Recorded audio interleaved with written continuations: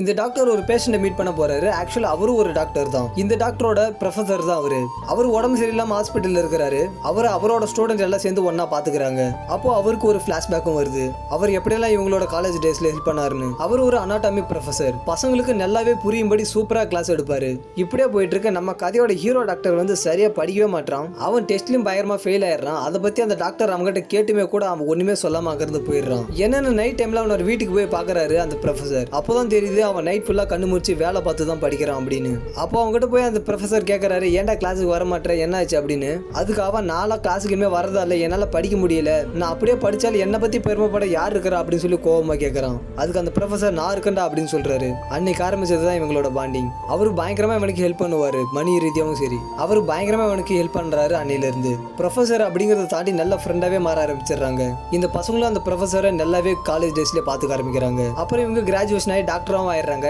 இப்படியே பிளாஷ்பேக் கட்டாவே இங்க இவர் கரண்ட்ல இறக்கவும் செஞ்சிடறாரு. அவர் இறந்து முடிச்சதுக்கு அப்புறம் அவனுக்கு அவரோட லெட்டர் ஒன்று கிடைக்குது. அதுல என்ன இருக்குன்னா, அவங்களோட காலேஜ் டேஸ் எல்லாம் மென்ஷன் பண்ணி நம்ம எவ்வளவு சந்தோஷமா இருந்தோம் அப்படிங்கறத சொல்லிட்டு ஆக்சுவலா ஒரு ஆர்கனை டொனேட் பண்ணிருக்காரு. அதுல அவர் என்ன சொல்லிருக்காருன்னா, நான் இறந்ததுக்கு அப்புறமும் கூட வேற ஒருத்தன் உடம்புல நான் வாழ்ந்துகிட்டு தான் இருக்கிறேன். நான் அப்பவும் டீச்சர் தான், இப்ப இறந்ததுக்கு அப்புறமும் டீச்சர் தான். நான் இப்ப நிறைய பேருக்கு முன்னுதாரணமா இருக்கிறேன் அப்படின்னு சொல்றாரு. சரி, உங்களுக்கு பிடிச்ச டீச்சர் பேரை கமெண்ட்ல சொல்லிட்டு மறக்காம நம்ம சேனலை சப்ஸ்கிரைப் பண்ணிக்கோங்க. தேங்க்ஸ் ஃபார் வாட்சிங்.